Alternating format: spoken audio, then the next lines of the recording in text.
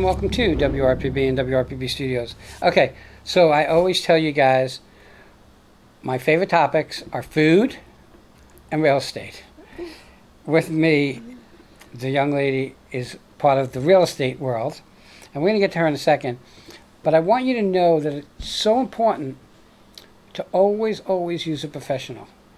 Because just when you think the job is easy enough to do yourself, you'll find that 3 days later, you're going to end up calling a professional to do that job, and it's going to cost you more, and you're going to stress out over the whole thing. With me is Lydia. How do you pronounce last name? Montaigne. I was supposed to remember champagne, so it goes with it, but Champagne. I'm not that smart. It's easy. So you can't go that way. Okay, so you're in the real estate industry. Yes. And I know I'll get a bunch of people mad when I say this. And you were smart enough to go into commercial. Industrial commercial. So right. Brilliant. It is a brilliant move. Mm-hmm. Okay, because when I started in real estate, I did residential start, and I just couldn't wrap my head around someone coming to see a house and going, I don't like those curtains. I'm like, the curtains. What school zone is this in? Okay. I don't like the color of the paint in the master bedroom. Right. I just didn't get it. Okay. And back then, the interest rates were 18.5%. Wow, that's high. Yeah. So I couldn't sell a house for $30,000 back then. It was that difficult.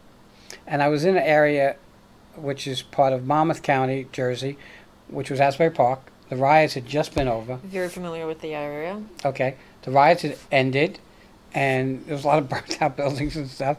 But I managed to survive doing real estate, but I hated it. And like you, I was like, oh, maybe I should just go elsewhere. Maybe I should just do something else. But I stuck it out. And I found a path to a commercial company.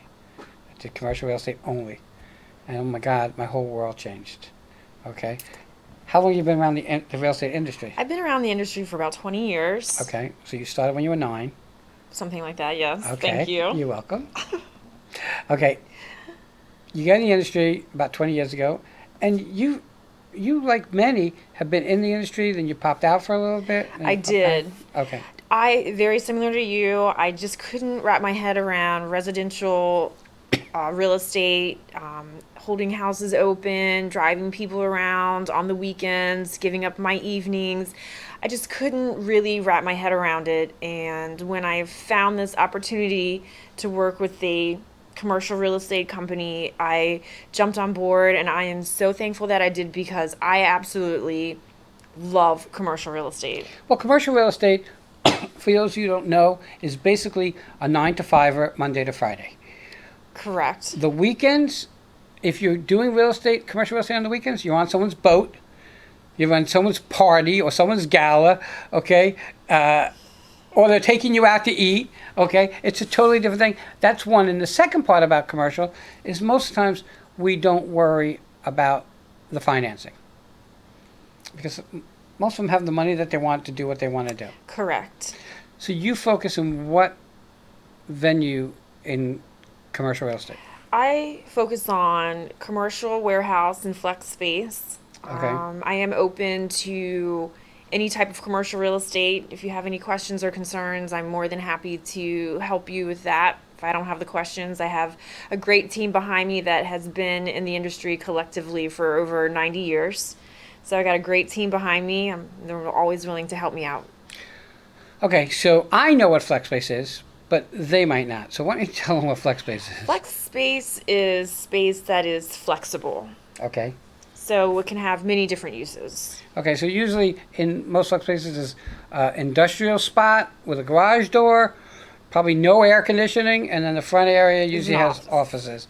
Okay, so if you're a mechanic, you're usually in flex space.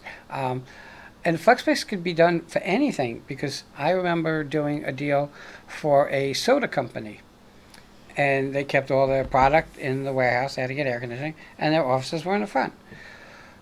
There's tons of flex space about, except finding it sometimes is a little more difficult for the... Finding it is difficult. And just as a side note, since you said that, I'm amazed by some of the businesses that people, and it's genius, that they come up with to fill these flex spaces. Like, how do they do it? I don't know. But just like the residential market right now, I have a lot of buyers. I don't have a lot of inventory on the market. So that requires a lot of calling property owners that fit the details of what it is that my customer is looking for. Okay, so you said the key word that there's not a lot of inventory. Yeah. Okay, but there's constant building. This is an interesting fact that most people don't have no clue, especially people in real estate. This is the first time in history that there are more houses in the United States than people. Okay, True story. and people could not. We're being priced out in the residential market, and I don't like that. Doesn't sit well with me. I'm very impressed with. You hit it on the head again. People come up with businesses that just never cease to amaze me. Yeah. What do you want to use it for? And they start to tell you, and you say, "Oh my God, why didn't I think of that? Why didn't I think of that?" What's it like space-wise? Flex space.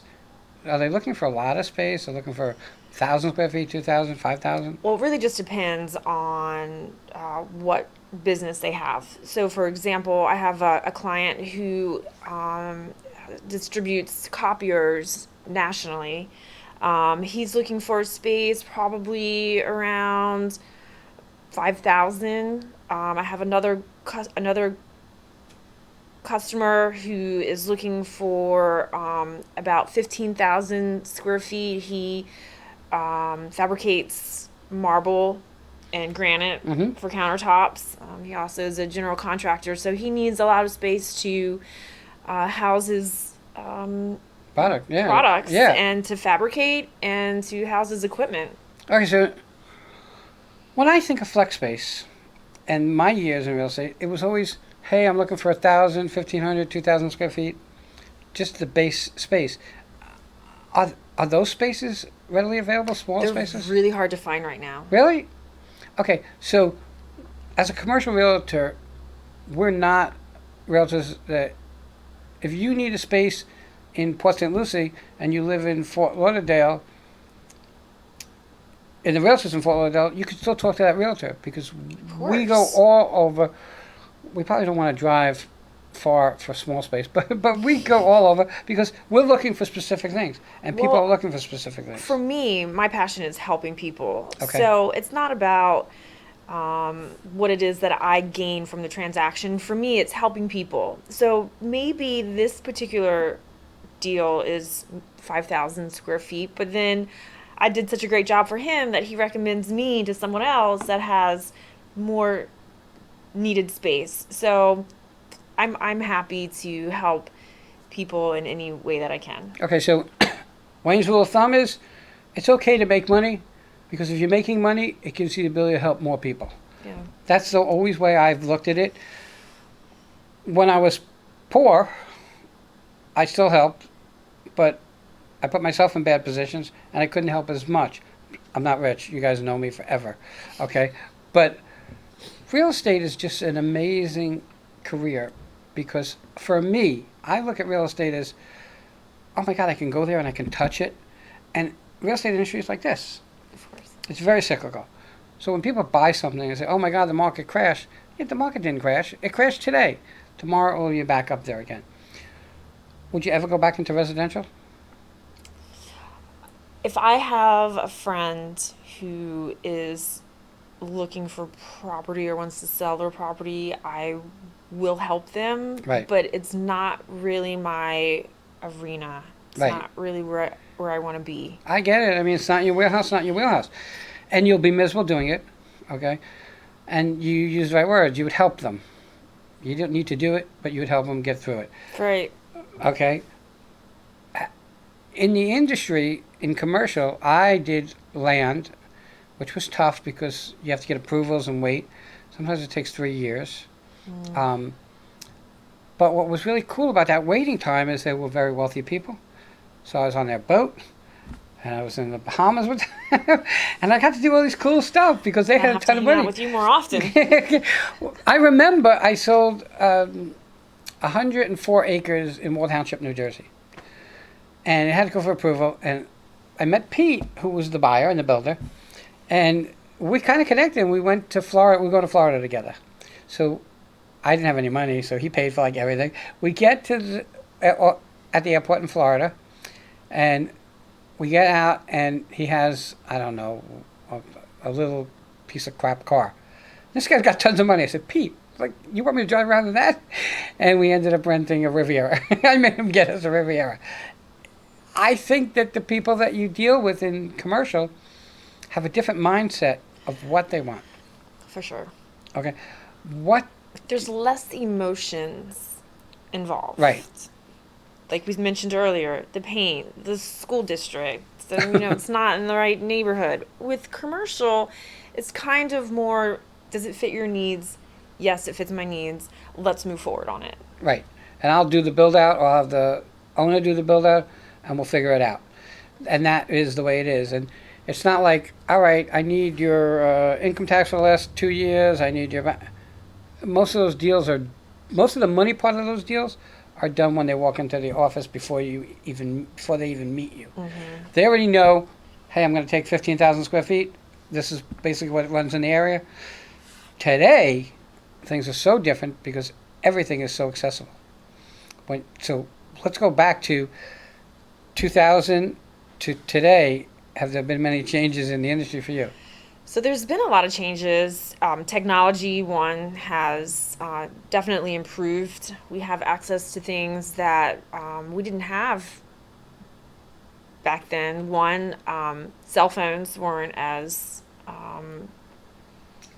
sophisticated as they are today. We didn't have text. CRMs weren't really available. A good way to manage your database and clients, customers. We used to drive people around. Now we don't drive people around. I for sure don't drive anybody around. Well, it's a little, okay. This is just a thought. You're a woman. Could be nerve-wracking in this day and age to pick somebody up and have them in your car going to some industrial space that's off in the back corner. Exactly. Okay? So I kind of get that. Back in the day, 85, 87, people would just hop in our car, we'd go pick them up, and boom, we would go, and it would be, on a whole, pretty smooth and easy. You do in flex space, but, and I know that you're focused, but there are so many other things out there to do. Have you kind of put a thought to focusing on, like, like retail space or stuff like that? I have, and I will. I have spoke to a few customers that are interested in selling or leasing their space, which would be good for a Starbucks or a Subway. I am interested, and if given the opportunity, I will work on those as well. So you work in your office, which is down south, Fitzgerald, Mm-hmm. but we work everywhere anyway. It doesn't really matter. And I don't know if you notice, but she's very particular, because in real estate we're taught to be very particular about using the word client and customer. Yes. Okay? So I sit and watch you to make sure that I see you going, all right, I gotta say customer, because it's a customer, not a client. But, for me, it's like when I'm dealing with someone, it's like, all right, these people have become part of my family. So it's like, all right, my customer, my client. To me, it doesn't make a difference, even though the Real Estate Commission wants it to be different. Right. But you know what? We have a fiduciary responsibility, usually to the seller. In Jersey, things are very different. In Jersey, you have to, residential and commercial, you have to use an attorney. Mm-hmm. And I don't think let's go back to houses for a second. I don't think buying a house, which is the second most expensive thing that you'll ever buy. People say it's the first, but they never had kids. Kids are the most expensive thing you'll ever buy. But I think that you have to use a attorney, which is probably the smartest thing you can do. In commercial, we always use attorneys, Mm-hmm. and that's a blessing. And like in every field, you would make a connection with an attorney, and though we have to give a couple of choices, we know who's going to do the right thing for our customer and know that they'll make the transaction go smooth. The problem with some attorneys, in my opinion, is they want to be realtors. They and can prolong the process. they want to negotiate the deal. Me, I don't need you to negotiate the deal. I just need to make sure that they're not the customer's not going to get in trouble, the client's not going to get in trouble, and I'm not going to get in trouble. That's your main function as an attorney. And there are some great attorneys. I'm blessed that I was taught real estate using an attorney. What's the future like for you? The future for me in real estate is bright. Okay. I'm excited to be in an industry that is going to continue to grow, and I hope to grow with that and prosper in my community. And you know that I mentioned to you before, the commercial real estate market has opened up to women. It used to be men. We dominated the field for a long time. And now it's a lot of women have shifted from residential into commercial, and they thrive. They do really, really well. I think some of the top commercial real estate agents are women. Okay.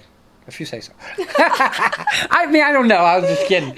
But I was told that when I got into the commercial arena that some of the top real estate agent commercial are women. It's interesting because when you look at the world in sales and whatever, some guys prefer to deal with women, some guys prefer to deal with men, some women prefer to deal with women, some women prefer to deal with men. It's a 50-50 shot when you start at it. So you got to hope for the best. And, you know, what I find is if you do the right thing, you're going to get the right connection, and you're going to be able to make the deal. Okay. How do people find you? You have a phone number?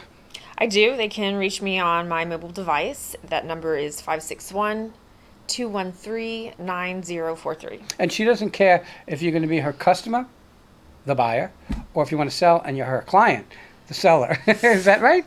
Correct. Did I get that right? It's been years. Oh, I'm sorry. You have a website? Before we even go any further, you've been in this industry a while, and you know other fingers of this industry, such as the finance end. Correct. For residential. Okay, so you have the ability to do residential mortgages? I have the ability to do residential and commercial mortgages, but I focus on residential Okay. at this time. Knowing her as I do, being a mortgage person opens the door for you to help people, because most people have no clue about mortgages. They think, I'm ready to buy a house, but it doesn't work that way. You might not be ready to buy a house for 4 months or 6 months until your finances are in order. Mm-hmm. How do they get to you? You have a website for that? I do. The website is jetdirectmortgage.com/Lydia. Which is her. Lydia, thank you for coming on. Thank you for having me. I appreciate it. I know the real estate industry was great for me, the commercial. She was great for me. I have my license. I don't do anything because I'm too busy here. So I hope that we get a rapport and we work together so that I could pass on stuff that I want to do so that you could get it done. I would thoroughly enjoy that, and I Okay. would think you would be a great person to work with. I look forward to it. Sometimes. I had to message you 800 times to get you to come up here. Okay? So, and I guess you're coming from Boca, so it's a haul. I don't really think it's that far. Okay. It's an hour, and it's nice to get out of all that. Boca Raton has become very congested Right. in the last year, especially in the last year. I mean, South Florida has been growing and growing exponentially in the last few years, but in the last year it's really, really taken off. And it's so nice once you get north of West Palm Beach and everything kind of opens up and you can see the trees, and it's nice. I appreciate the fact that, because we were talking in the green room, that it's past the last 2 weeks and you're not in your sweats and a t-shirt, okay? And you came dressed better than me, because this is just me. Everybody, you want to check her out, use a professional, okay? Save you time, effort, money. Right. And people don't understand that if you're selling something or leasing something, if you use a realtor, you're going to be ahead of the game at the end, one way or the other, and you're going to avoid a ton of aggravation and stress. I want to thank you for coming on. Everybody have a great day, and we'll be right back. Thank you.